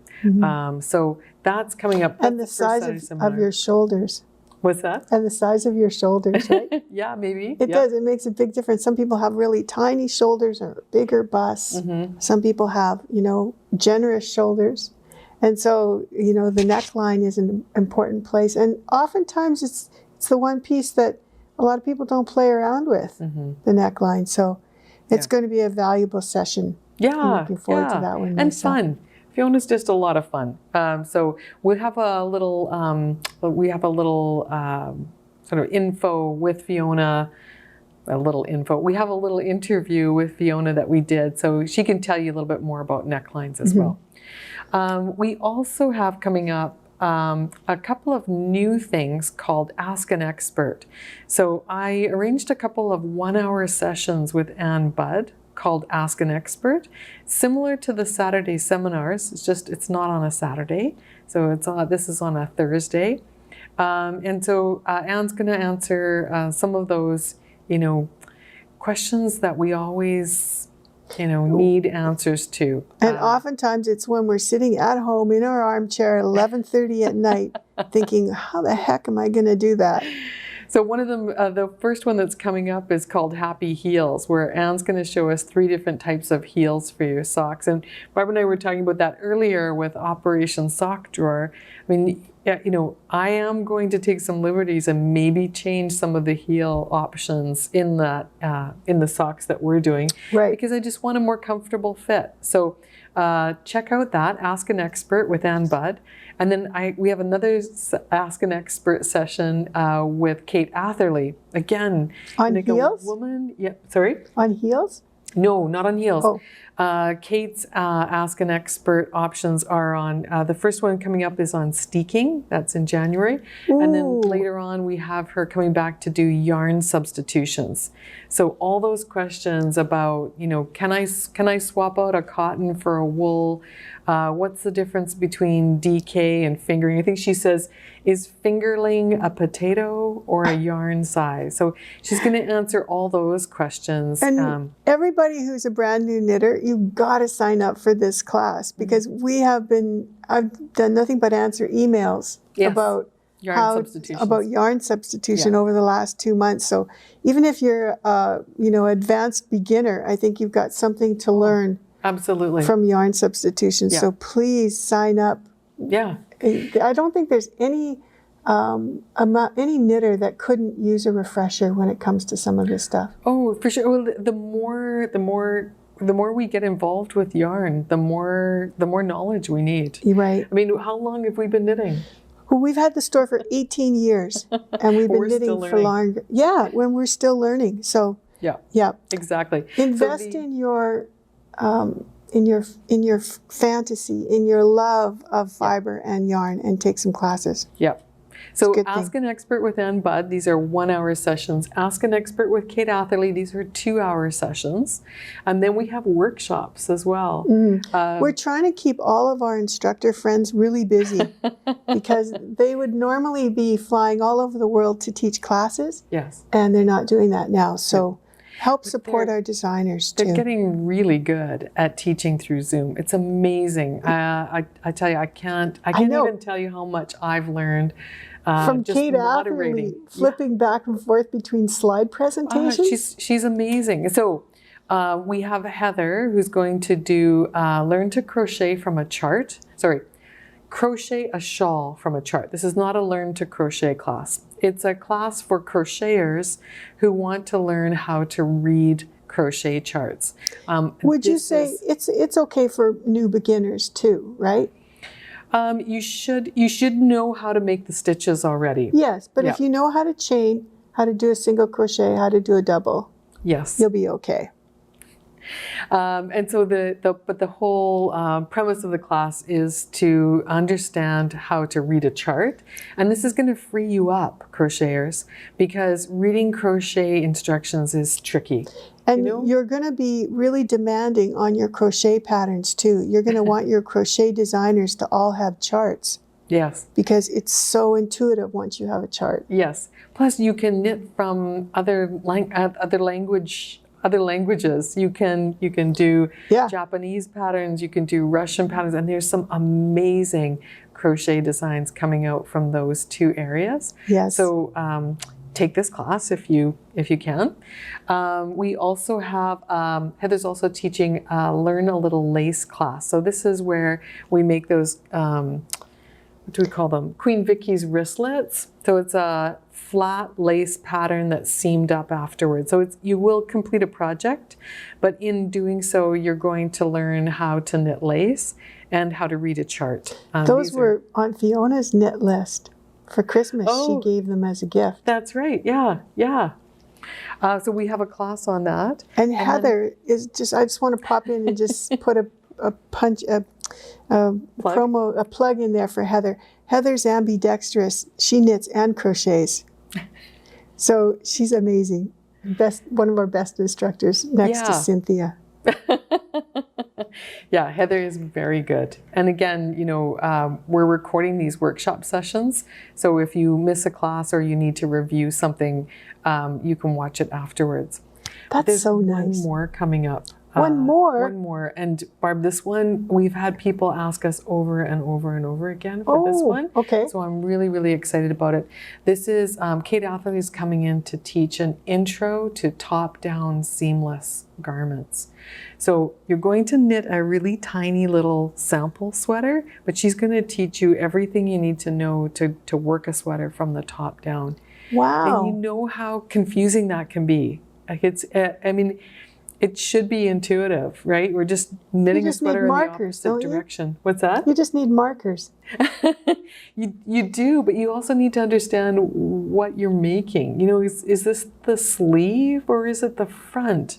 True. Is it the front or is it the back? How do I tell? How do I get joined up in the round like this? That's where I so rely on good pattern instruction. And sometimes you're not always finding that, right? Right. And we have customers coming in with pattern in hand going, I don't know where the heck I am. I started out in the round and now, I don't know. And more than one of us have knit the sleeve out of the front. It's very confusing in the beginning. So Kate is going to do a class on that, and that's demystifying it. Mm-hmm. Yeah. So you'll come back. You'll get started. You'll have homework, and then you'll come back the next week for part 2 of that class. So that's a long. I want to sign up for that one too. Yeah. You I mean, it's great. You don't have to get in your car and drive. Yeah. You don't have to. You don't even have to put on, work clothes. You can attend in your pajamas. Stay. I just learned how to do this. You can have your video off. You can have your video so that your name shows up instead of your face. If if you don't want to put on any lippy. Yeah, you can ask questions. You can rewatch a portion of the class, which you can never do in person. Honestly, Cynthia, I have to say, we used to travel a far way to see people like Ann Budd and Kate Atherley. I think we went down to the Eastern Seaboard the last time we went to see them. And, that was like a $4,000 trip. Yeah. So, and we were staying in economy and sharing a bed.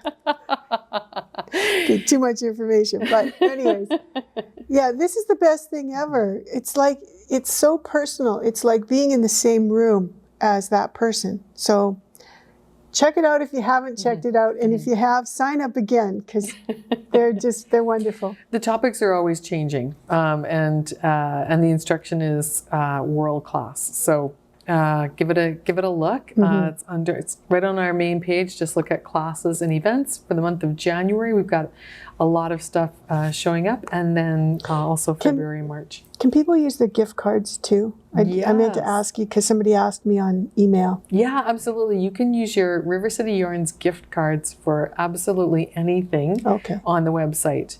It's just like cash, so you can. You can also use your reward points. So if you're wanting to access your reward points and use those to pay for things or to have a discount on something, you can create a web coupon code with your reward points right on our website. Great. Yeah. All right. So have we got anything else that we need to chat about? January, this month is going to be, we're going to get through the winter with a lot of activity and a lot of camaraderie because, we're not just knitting in isolation anymore. We're knitting with people from around the world. So join in on the knit-alongs, join in on the classes and workshops. Let us keep you inspired and motivated as we work through. Sometimes it's kind of like the hardest month of the year. For me, a lot of snow, a lot of cold, a lot of it's still dark out there, but it's getting lighter every day, right? Yeah. And, sign up for our YouTube channel too and watch our podcast. Cynthia also has some fantastic tutorials on how to do certain things on YouTube. So, if you've never learned how to wind a center pull ball or steek a sweater or do match or stitch seams, it's all there. Check it out.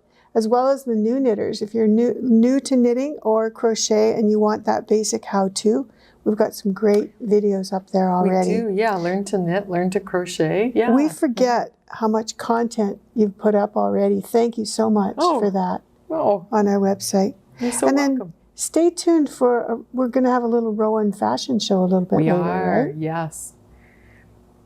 Yeah. That actually might come out before this. Oh, okay. All right. Well, look for it on our YouTube channel. Subscribe. That's a good, the point is subscribe and then you'll get all the notifications when we post a new video. And of course, we love to see new subscribers. Okay? Yeah. Leave a comment in the comment box. That's how we get to know you by name. We've got so many regulars that are leaving comments and we love them. We absolutely love them. So please take a moment and leave us a little note in the comment section. Let us know what you're up to. Yeah. And if you're a sports fan and you follow hockey, let us know what your favorite team is. Ah, okay. All right. All right. Happy New Year, everybody. We'll see you in February. Okay. Hey, everybody. We're here today, Barb and I, and we're talking with Caitlin from Over the Moon Yarns. And there's a very special reason why we're talking to Caitlin today, Barb. Why is that? That's because Caitlin is a designer of a sock, and our whole world is going to be about socks pretty soon, right? Yeah. So just wanted to say welcome, Caitlin. How are you today? Hi, welcome. Thanks for having me. We're doing good over here. Great. We wanted to talk with you a little bit about Operation Sock Drawer. I'm just going to hold up my book. You've designed a pattern for this book, right? Could you tell us a little bit about it? I did, yes. So the sock I designed for my collaboration in this book is Ice Cream, and it's a simple Fair Isle sock knit top down, and it looks like it's an ice cream that is melting over a waffle cone. You got that right. You were kind enough to lend us a sample of the sock from the book, and it's so pretty. It looks just like ice cream. And you, since then, kind of transitioned from designing into yarn dyeing. I wonder if you could tell us just a little bit about that. Absolutely. So I actually got I actually applied for the submission for this book about 2 years ago. And this was when Interweave was still making books. And since then, it has changed hands a little bit. So there was a brief moment where we had to wait to see if the new publishers were interested in the idea. So around that time, after it was accepted, I also started dyeing yarn. And I was sent samples of yarn to use for the book, but after I knit with them, I knew immediately that I would have to dye sets myself. Just different colors and more options and more flavors, if you will. That's fantastic. So you started up your own company, Over the Moon Yarns. And how long have you been in business now? Over the Moon Yarns has been in business for over 2 years. It's my mom and I. We work together and dye yarn. And we really enjoy it. It's a very creative process, which is something that's not really new to us. Mom and I used to, my mom's name is Serena. Serena and I used to paint a lot when I was younger. I have lots of memories around Christmas as us decorating Christmas bulbs, and we were always a very crafty household. So this seemed like a natural transition once we both became very avid knitters. That's fantastic. You can certainly see your color inspiration because you've designed a few colorways for us for your I Scream sock kits. And I was wondering if we could just show them to you and you could just give us a little bit of an outline about sort of what your inspiration was with them. I had actually asked for a couple of suggestions of colorways that you guys would like to see. And Barb had recommended Oreo. So this one comes with an Oreo, a mint chocolate chip, and a blueberry blast. So I have to be honest, Barb recommended an Oreo. She also recommended a blueberry. And I had to think of a color that I think would be complementary to both of them. And the mint chocolate chip ended up as like an accident. I had some leftover dye stock in my pot, and I had used a skein to mop up some of that color, so I, keeping my water clean, and it was the perfect mint chocolate chip color, so I repeated it, and we made it a part of the kit. And this one is our classic. This one is the vanilla sprinkle, strawberry and chocolate.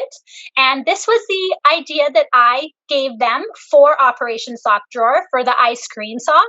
And that's what I was given, was another dyer's version of it. And so this was mine, which is a little bit more vibrant, if you will, for that pink and those sparkles or the speckles in the ice cream. Oh, this one. This one's probably my favorite. So we have a lemon, a lime, and a bubble gum. And the bubble gum is a childhood memory. I wouldn't buy or ever get any other kind of ice cream. It was always bubble gum, unless they had cotton candy. And I would get cotton candy, but always bubble gum. This one, okay, this one's my favorite. They're all my favorites. So this one is a strawberry chocolate chunk, which is a very soft speckled natural skein. In the middle, we have pistachio. And on the end, we have cherry. And pistachio is another one of those memory ice cream flavors for me. My brother and I used to go to White Ave, actually, and get pistachio ice cream from the store Block 1912, I believe it's called. And it's technically not ice cream, it's gelato, but it was still very delicious. These are just gorgeous. And this yarn base is so soft. Yes. Yeah. It's an 85-15 superwash merino nylon blend, and it's like butter. Right? You knit it, it's butter. It's so soft.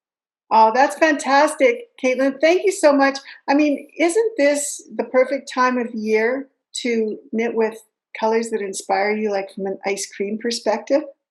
Absolutely.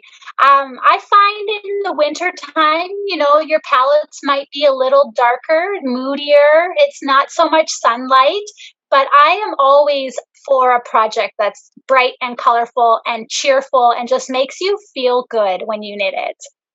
That's for sure. Hey, listen, I was just wondering if we could just talk about your sock a little bit. Do you have any tips or techniques you'd like to share with us about the ice cream dripping? How did you do that? Oh, that's just a simple Fair Isle chart. I think that will be fairly easy. It's just 2 colors at a time, so you don't have to worry about it being too complicated. For the waffle, I have raised cable stitches, and I've actually posted a video on YouTube, a tutorial to help anybody in case they don't understand the directions. And I do have a tip about the waffle. It is a multiple of 8, and it works very well if it's exact. And if it's not exact, if you accidentally lose a stitch, fudge it. It's fine. It will still look great. You can hide it, add that stitch back in where you can, and it will still turn out beautiful. Man, thank you. I'm so happy you said that, because my whole goal with Operation Sock Drawer is to knit super easy socks that require a minimal amount of thinking. So thank you for that. And thank you for creating the 4 ice cream colors for us. I know we're going to have so much fun with those. That's so welcome. Great. Okay. Yeah, that's perfect. Thank you, Caitlin. Of course. I had a lot of fun making them. Caitlin, I think you said maybe you were doing something else with your bundles for ice cream. What's that? Yes. Well, it's not on the fingering weight. It's in Aran weight. But I have a new pattern coming out, and it will be the ice cream hat. I have it with my tech editor right now, so I'm really hoping that in the new year that we'll have them available. So it's a Aran weight hat, and the pom-pom is a cherry on top. And again, in multiples of different flavors. So this one is vanilla with sprinkles, strawberry, and blueberry. Oh, that's fantastic. I love it. And what do you call the, kind of chocolate color? Is that called chocolate? Yeah. They call the dark browns the chocolate.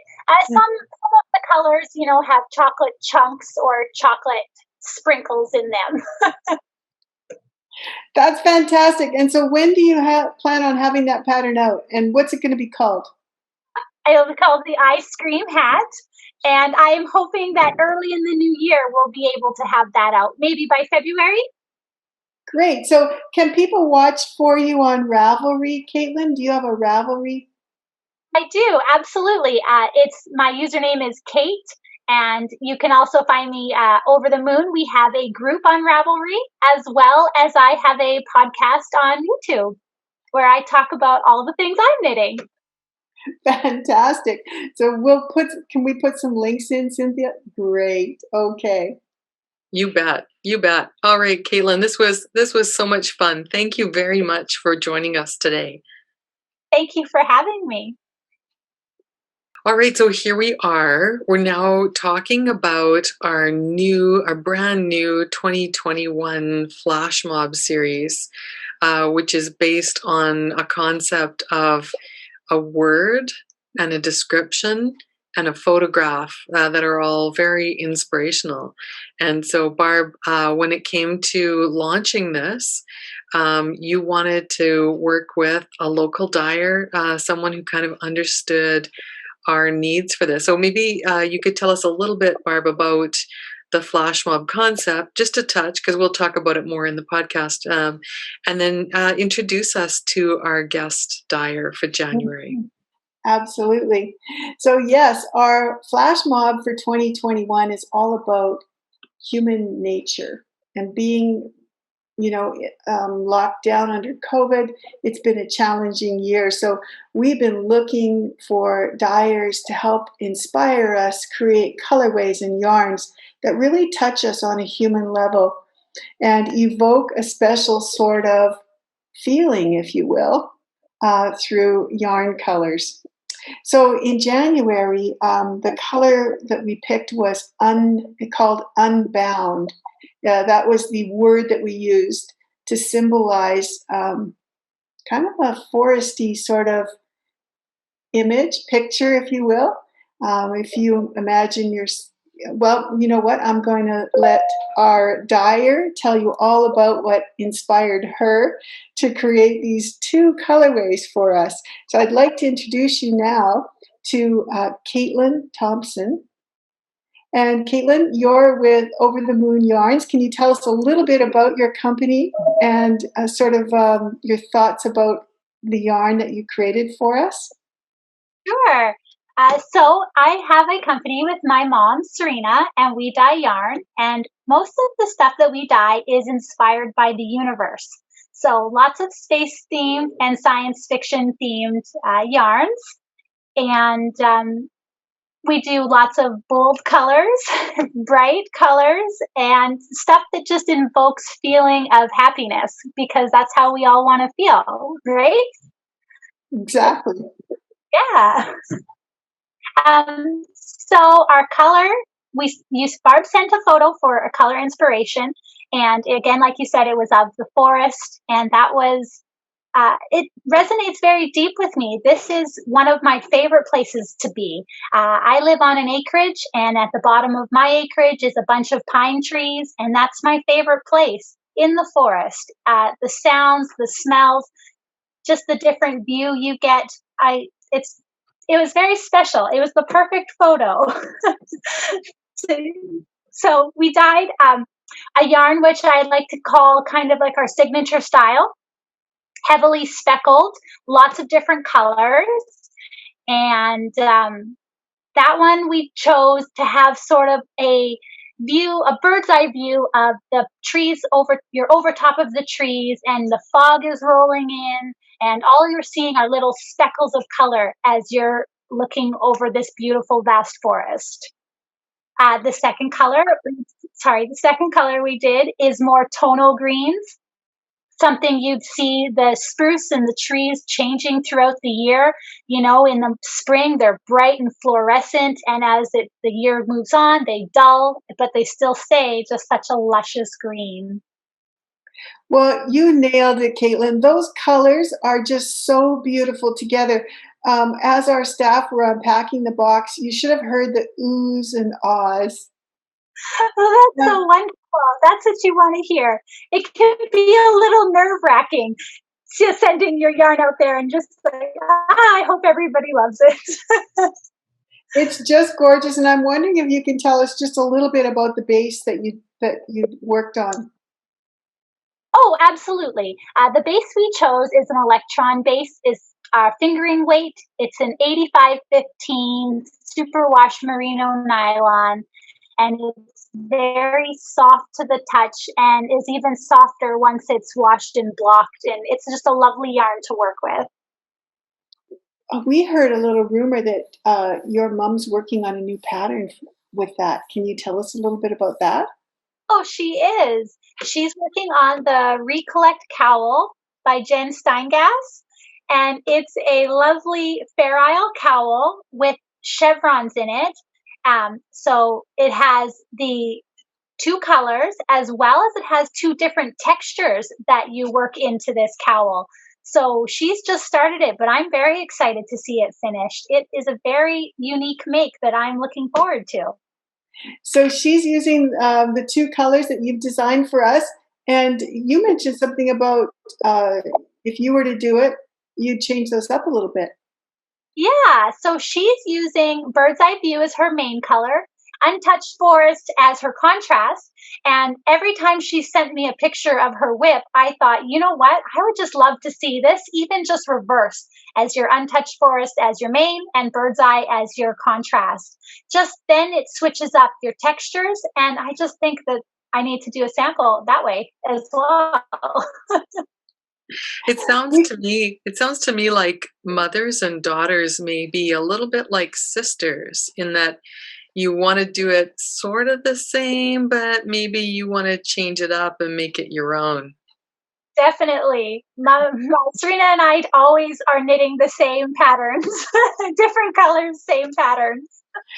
Well, thank you so much for that suggestion, because that's exactly what we were looking for. You know, you can make socks with fingering weight, but you can do so much more. And so thank you for this pattern suggestion.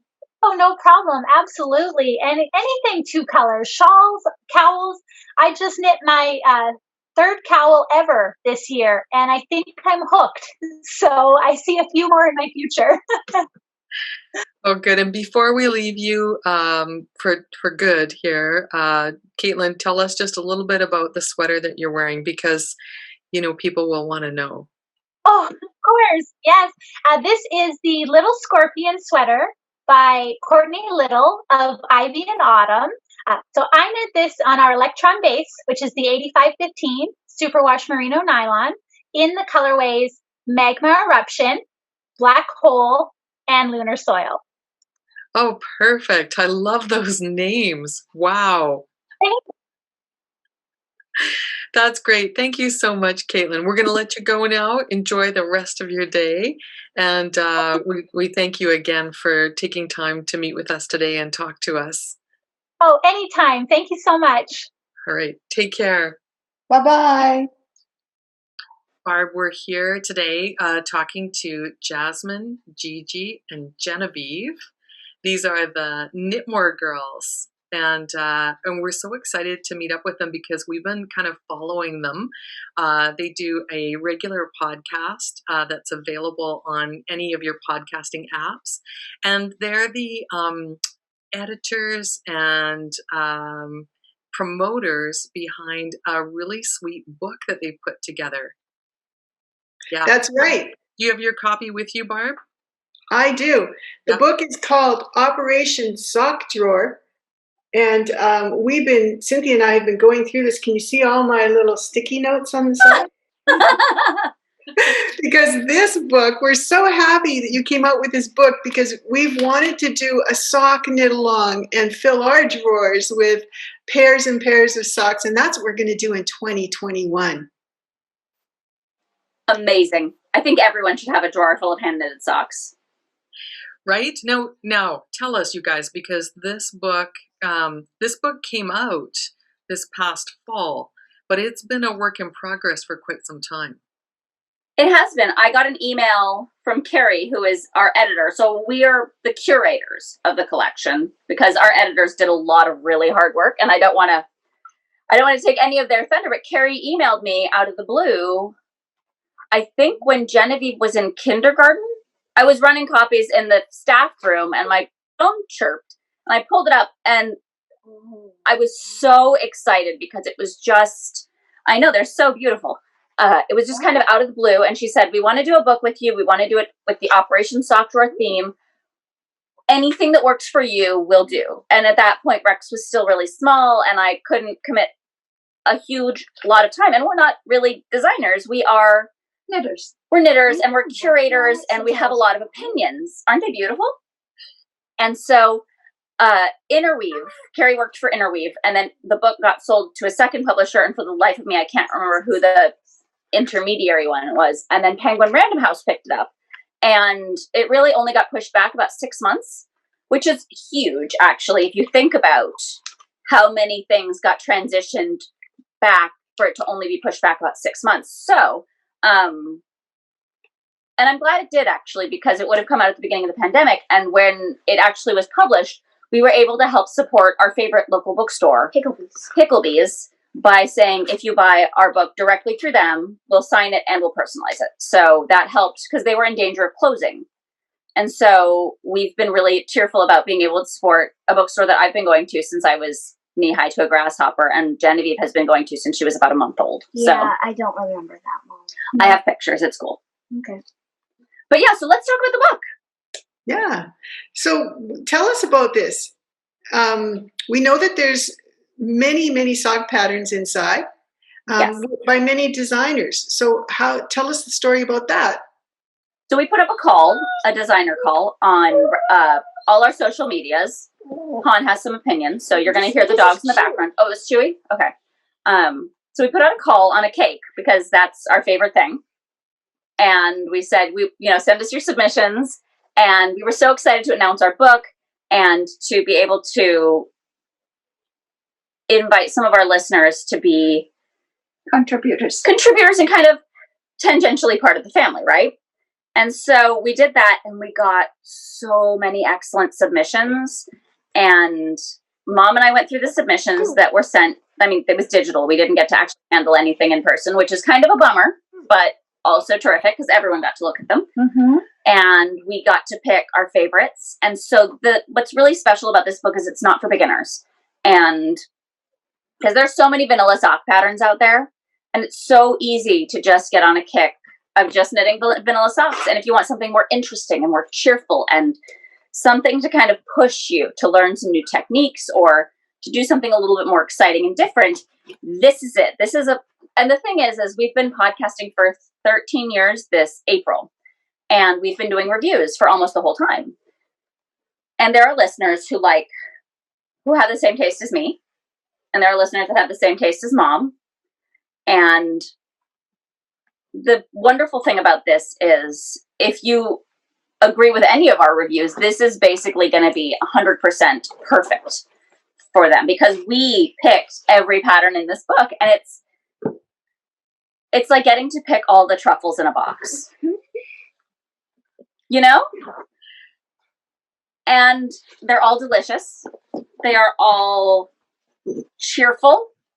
So you could do these in more sedate colors if you choose, or because when we were talking about the theme of the book with Carrie, she was talking about kind of whimsical and colorful. And of course, I was totally on board for that. But the nice thing about things that are whimsical and colorful is you can do them in more sedate colors if you're looking for Grays. Yes. And blacks. So that's kind of how it came to be. And they said, however much you want to be involved, that's how much we want you. And so we did the intro and we did the selection, and then we were involved more towards the end as the kids got bigger. But that's basically how this baby was born. Do you have a favorite sock in the book? I like the sock. Do you want to show? Socks on it. Oh, yeah. Let me find it. Hang on. It might. The sock with socks on it. Isn't that perfect? It's I love that one too. Meta?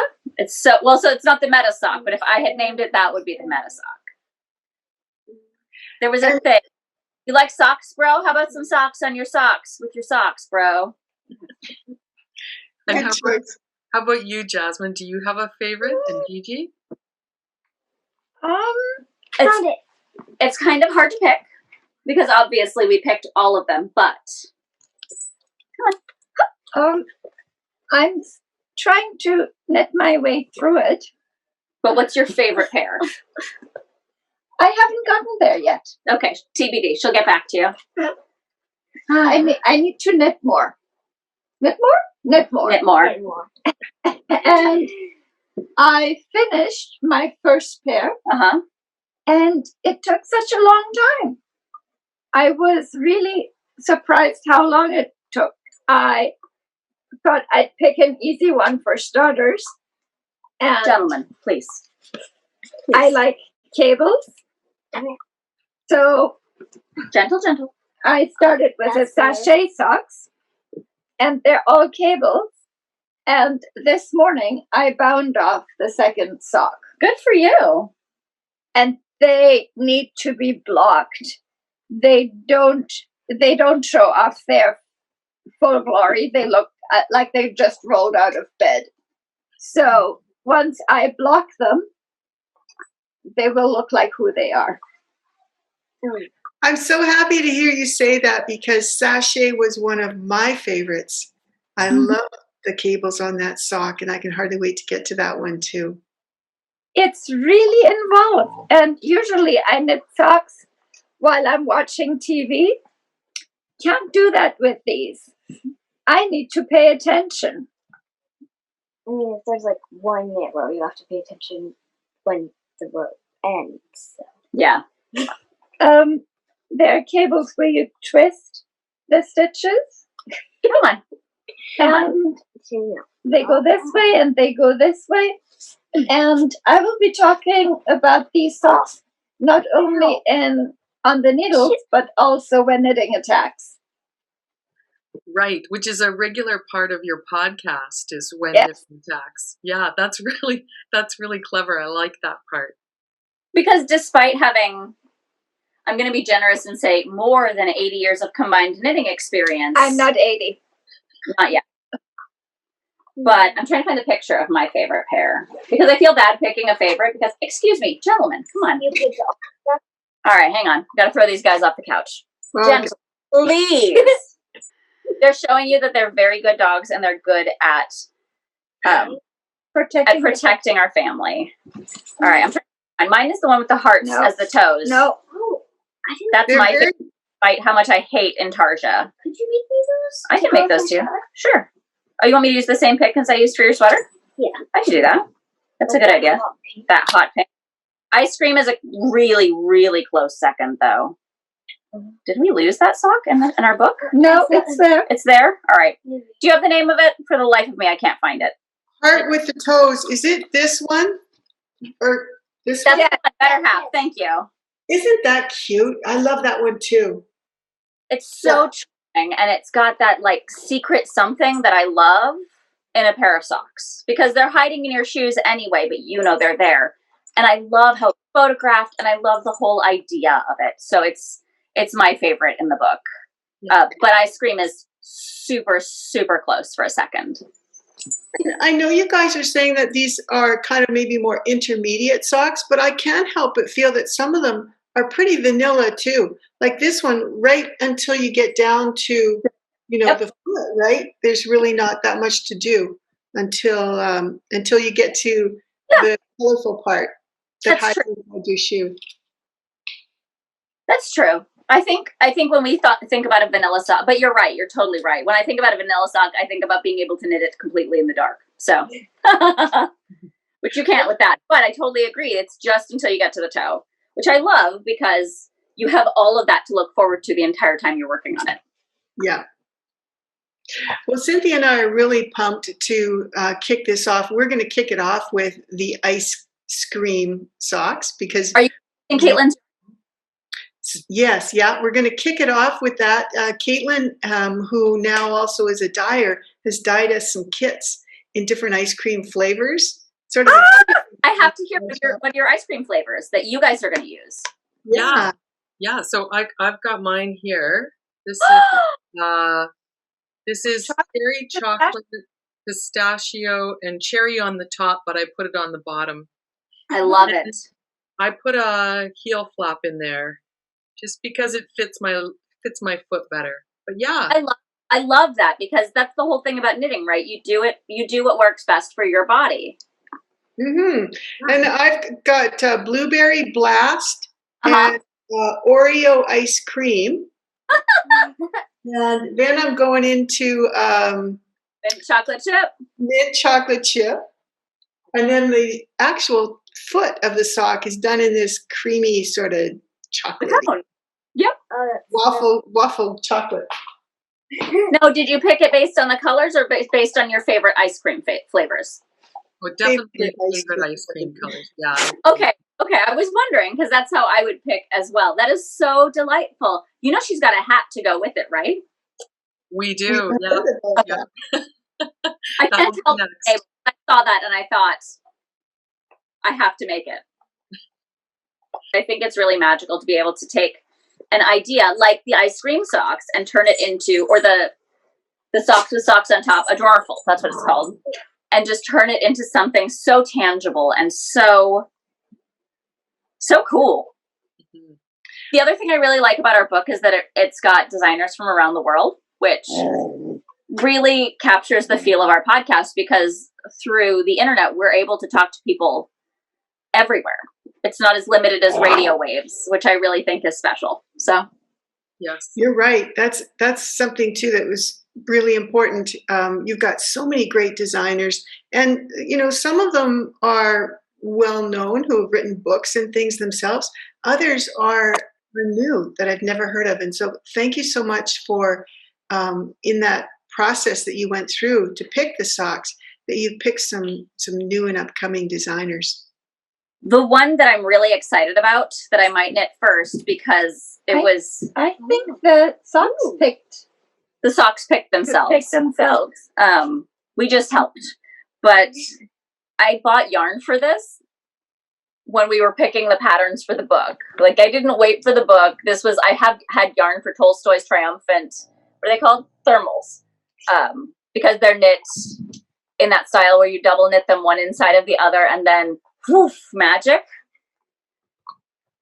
And I'm so excited about that because the designer, Ethan, contacted me and they were, it's really cool. It's from, I always say it's from the wrong Tolstoy book. I always say it's Anna Karenina, but it's actually War and Peace. Right. So, because I haven't read either of them, which I will catch up on. I'm sure I can find a good audiobook and have it read to me. But I love the idea of the magic. And so I've got an inversible set from, can I talk about dyers? Absolutely. Sure. From Fiber Nymph, and I think we also have some from Canon Fiber Arts. And that way, while you're knitting them, they're the reverse of each other, and when you pull them out, extra magic. So, I see. Yeah, and Gramsy got some too, because for some strange reason, people will dye special yarn just for Gramsy. That's fantastic. Tell us what's next for you guys. You're doing the podcast. You published a book now. What's next on your list? So Mom has been asking me that because I always like to have a 5-year plan.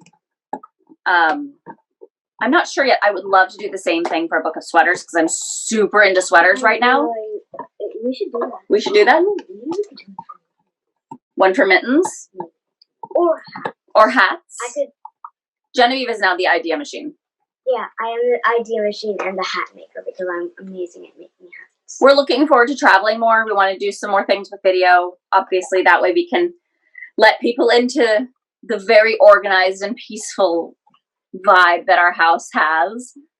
But yeah, I mean, right now I'm just trying to follow the creative spirit, which sounds much more carefree than it actually is, but like just knitting as many sweaters as my brain has space for right now. So. Well, congratulations. And we're so grateful that we have this connection with you around knitting and around socks.